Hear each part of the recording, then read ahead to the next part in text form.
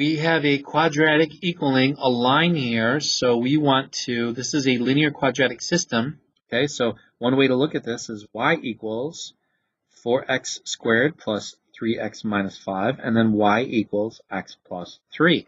And so what happened was is that they set the quadratic and the line equal to each other because they both equal y. What they're trying to do here is find out where they intersect, okay? So we've done this, we did this a lot. We spent an hour working on that. All right, so y equals, we're going to go ahead and do 4x squared. And notice too that they got approximation, so that should give you an idea that you're going to be using your graphing calculator anyway. 4x squared plus 3x, and then we've got minus 5, and then x plus 3. So we are going to just see where they intersect and do a zoom standard. There's the quadratic, and then there's the line. So what we can do is we can actually use the calculate the intersection. So let's go right here. Okay, the first curve is there. Second curve is right there. And guess, yes, looks like the intersection is at negative 6 point, we'll just go 9. Negative 1.69.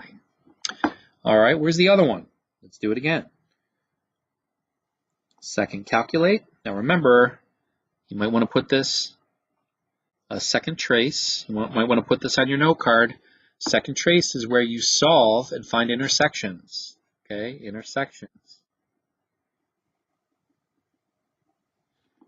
All right, so we go again because now we're going to do the first curve. You can't have a cheat sheet for your graphing calculator on the SAT. So now we got positive 1.19. We'll round that up, 1.19. Okay. Now the intersection, it just says x equals. If it said give us the point, well then you would have wanted that as well. Okay. But since you don't, you just need the x coordinate. All right.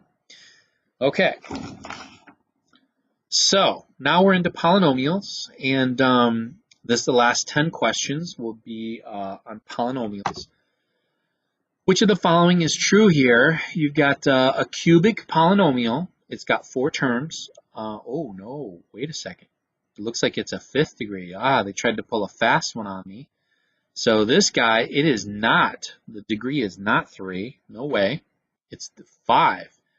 So is the standard form 3x to the 5th? No, it looks like they combined something. No, it can't be that either. The polynomial is a trinomial? No, that is not true. It's got 4 terms. The leading coefficient is 7. Well, if this guy should be in front, so that is actually the leading coefficient. I would have to rearrange these guys, but there's no need to rewrite it. I can just see that he is the highest degree. He should be in the front, and the leading coefficient definitely is 7. So those guys are not true. This almost got me because I was not willing to go down there immediately. So be careful. All right, simplify these guys. What you want to do is you want to make sure that you combine all of these like terms. So I have a quartic and another quartic. He is missing some terms. He looks like he has them all. So what I want to do is I want to put this into addition because this means I can move them around a lot easier. So I will make him negative. He'll become negative. He'll become positive. He'll become negative. And he will become positive. Now what this allows me to do is rearrange all of them. Okay. Addition is like blocks. Okay. It's like commutative. So I can move that wherever I want. When it's subtraction, they're locked. These guys are locked into this location. But if I distribute the negative sign, I've made it addition, and now they can move around commutatively in any way that I want. So 12x to the 4th plus a negative 5x to the 4th is going to give me 7x to the 4th. Looks like I have, I'm missing a third, but I do have one there, so I will have minus 7x to the 3rd. So you see, I distributed it, so now I can move him anywhere I want, and he is negative. Now that he's negative, he's movable. So now I go to the second one. This is positive 3, but this is negative 5, so therefore it would be negative 2x squared. He is missing a linear term, but we do have a linear term there that is negative 4x. And then this 2 and that positive 9 would give us 11. So we are all done, and we put it all in its proper standard form. For simplification here, we would do the box method. We're going to multiply this, or if you want to FOIL it, it's totally up to you. Just make sure that you're going to get a total of 6 terms. Okay. Now, if you want to do the box method, you can. I think I am going to do that just because it's safe. Okay. Don't have a lot of room for it though. It's got to be 3x squared, negative 3x, and 5. Okay, so 3x squared times x squared would give us 3x to the 5th. This guy would be negative 6x to the 3rd. This guy's going to be negative 3x to the 4th. Now, look at that. Notice that these guys their powers were all over the place, so we're not going to get the matching diagonals like we normally do. This was a little off, okay? So our diagonals are not going to just be like terms like they used to be. So you got to watch out for that. It doesn't happen all the time. 6x squared, this will give us 5x to the 3rd, and then this will give us negative 10x. Okay, so it looks like the only 2 terms that I have that are like are actually this guy and this guy. So that's a little weird, but if I combine those, I would get a negative x to the 3rd power, because 5 plus negative 6, now I'm adding all of these, okay? Positive 5 minus 6 is just going to give us a negative 1. So our final answer, we'll just put them in order.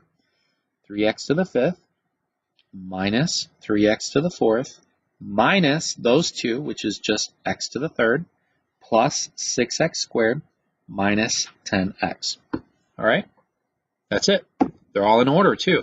That's what's nice about doing this. If I were to FOIL it or draw arrows, they're all kind of all over the place. This is just super nice to keep it a compact table like this so that they're all separate and you can just circle your like terms. Okay.